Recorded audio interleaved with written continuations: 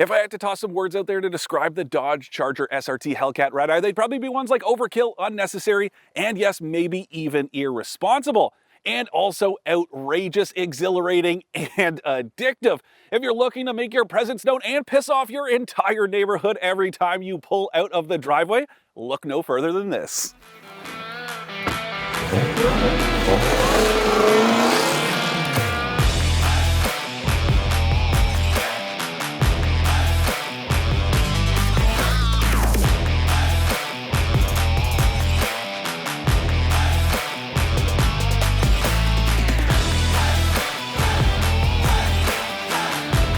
For more expert car reviews, don't forget to share our channel and subscribe so you can catch some of this and maybe even a little of that. 42.5 grand. That's the price premium you're going to pay for this supercharged sedan over the Scat Pack version of the Charger. That's not exactly pocket change. So if you're in this for the looks alone, you can save yourself a tidy sum by sticking to that version of this car, and it's still impressive in its own rights. Don't forget, it makes all kinds of power. It still has a V8 under the hood, but it's missing those three crucial letters that make all the difference in the world. SRT, street and racing technology. That's exactly what meant the 6.4 liter V8 under the hood of that thing that makes something like 476 horsepower and 475 pound-feet of torque just isn't good enough anymore. Instead, this one's got a 6.2 liter V8, but there is a massive supercharger bolted to the top that cranks output to 797 horsepower and 707 pound-feet of torque. I'm gonna say that again, 797 horsepower and 707 pound-feet of torque, all going to the rear wheels. That is just ridiculous. Honestly, I can't stop asking myself why. Why does a car like this even have to exist in the first place? And then I poke the skinny pedal and I get the only answer I ever need. I mean, just listen to that. Between the scream of the supercharger and that eardrum exploding exhaust note, the purple paint of this car I'm driving is the least of its problems when it comes to attracting attention. And there's nothing you can do about that supercharger, which sounds a bit like a bad steering pump that's been possessed by the devil. But I do kind of wish, at least part of me does, that you could quiet down the exhaust like you can in the Mustang GT. That way you're not gonna upset the neighbors every single time you turn it on. Now let's talk about all that output. That right there, it's a 2.7 liter supercharger.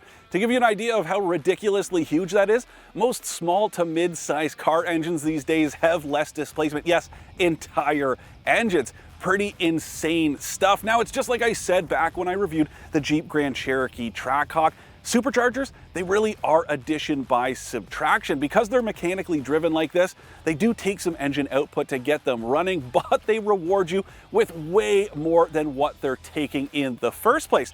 So let's say this one uses 80 to 100 horsepower to get it spinning. Well, it hits back with hundreds more horsepower and pound-feet of torque. And since it doesn't take time to spool up like a turbocharger, it's all there as soon as you get on the gas. Now this one, it's tuned to 14.5 PSI of boost, which is quite a bit of pressure, and it also creates a lot of heat. But there's all kinds of intakes and heat extractors to get cold air in and take hot air out. And there's also an intercooler, and it has a really cool chiller function. So what it does is it diverts AC refrigerant to that intercooler to cool the coolant, so you're at optimal race readiness. That is pure race car technology, plain and simple. Pretty amazing stuff for a road car like this.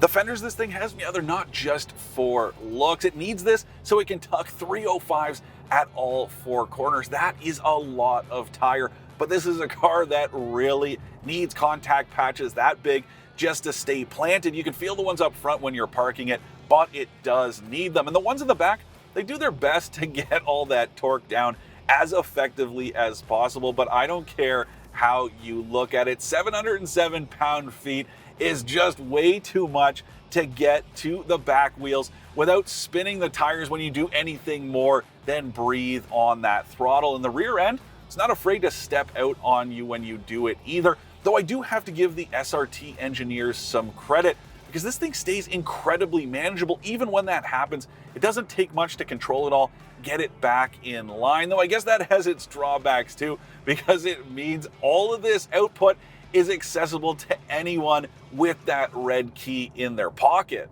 This thing will do the sprint to 100 kilometers an hour in right around 3.5 to 4 seconds, which is plenty quick, but I do have to say, that's about the same as the original Charger Hellcat could pull off when it came out about 5 years ago. And this is just proof that once you get into this territory, more output doesn't matter if you can't get it to the wheels effectively and get it to the pavement. Otherwise, you're just gonna spin those tires. Now, there are a bunch of goodies here that you'd expect, like launch control as well as a line lock, so you can lock up those front wheels and spin the back ones. So if you are at the drag strip, you can heat up the tires and get them ready to go so you can try your best to get traction. There's some other cool stuff here, like adaptive dampers that have 3 different stages, and you can run through some different steering modes if you want to as well. You just pull it all up on this touchscreen, and I do have to say that is one of my favorite parts about this car, because I'm not just talking about those steering modes or the adaptive dampers. You can adjust just about everything independent of drive mode. It's not all just presets. That part is very cool. So if you want to have the heaviest steering, to go with, I don't know, the softest suspension and the most amped up throttle and transmission mapping, go ahead, just adjust these little sliders on the screen for your custom mode. You're good to go. You can also set your race mode, your sport mode, whatever you want to do. You don't have to keep the presets. It is incredibly customizable. There's a whole bunch of other stuff you can pull up on here too, like a bunch of different gauges. You can engage that line lock. There's even a cool down mode. So let's say you take this thing to the drag strip and beat the bag off of it. Well, you can engage that cool down, and what it's going to do is keep the rad fan and the intercooler pump running even after you shut the engine down to get those temps down. That is very cool stuff. And again, I like how user-friendly this is. You've got the SRT pages and everything else. It's all accessible through the touchscreen. That is just so cool. It's so simple. Some of it does take a little long to load, but that is a small complaint because it really does feel like you can unlock all kinds of performance at your fingertips. Now, I do have to say, it is possible to drive this thing like it isn't possessed by some sort of satanic spirit. It can be fairly relaxed, but then all you have to do is get on the gas, and you're gone, and everyone around knows it too. That basically covers all the stuff the extra cash gets you, so let's talk dollars and cents. And the Redeye, well, it is a little eye-watering because it starts at 108 grand before tax, but then this one I'm driving, it has some options that make it $117,000 if you include the $1,000 gas guzzler tax. That seems like an awfully light penalty to me. Some of those extras, this sunroof, as well as some suede in here and some plastic that looks like carbon fiber. Now here's my take on it, and I know a lot of you probably aren't going to agree with me. It just doesn't look or feel like a 6-figure car in here. Yeah, I do think this is kind of cool, but it's understated, and same goes with this black interior. Now you can get red, and you can also get some plastic that looks like turned aluminum in here. It's a little bit flashier, but it just doesn't go far enough. I don't think that red interior looks great with all the colors you can get, including this purple. I wouldn't option it that way if it were my money. The point is, this isn't a sleeper anymore, and not just because of the paint. I mean, just listen to it, and then when you take a look at this thing, it stands out like a sore thumb.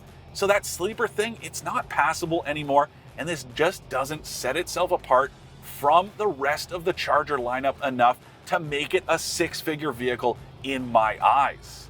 Now, I do get that what you're paying for here is the performance and the outrageousness, and that is totally fine. But don't forget, you could get yourself something like a Mercedes-AMG C63S, add a whole bunch of options, and it would still cost you less than this. And yeah, it doesn't come anywhere close to this kind of output, but the performance is in the same ballpark, and it's a proper premium vehicle. You can tell you're in a premium performance car, whereas this one, not so much. You can get that sense from looking at it from the outside, but not from in here, and that is a little bit disappointing. Just take a look at these buttons down here. Yeah, some of them are labeled with cool stuff like SRT and launch control, but these are rental grade. They're the same as you get in the cheapest Charger. And here's my other problem. This car is getting on in years. So it has heated front seats, ventilated front seats, a heated steering wheel, but you have to engage them all through the touchscreen. There are no physical controls. That's just dumb and outdated. It's an unnecessary step. I really don't like it. Though there are a ton of physical controls in here. You get volume and tune, as well as a bunch of HVAC stuff. And even though these seats aren't much to look at, they are very comfortable. There's also a good amount of space in here, though headroom, not so great for such a big sedan with this sunroof. As you can see, my head is pressed right into this corner, and it's even worse in the back. Legroom is great, but headroom isn't. Now, if you do need more space to go with your performance, you can get the Dodge Durango with the Hellcat engine. You can also get the Jeep Grand Cherokee Trackhawk, which I reviewed, so you can go ahead and watch that one after you're done here.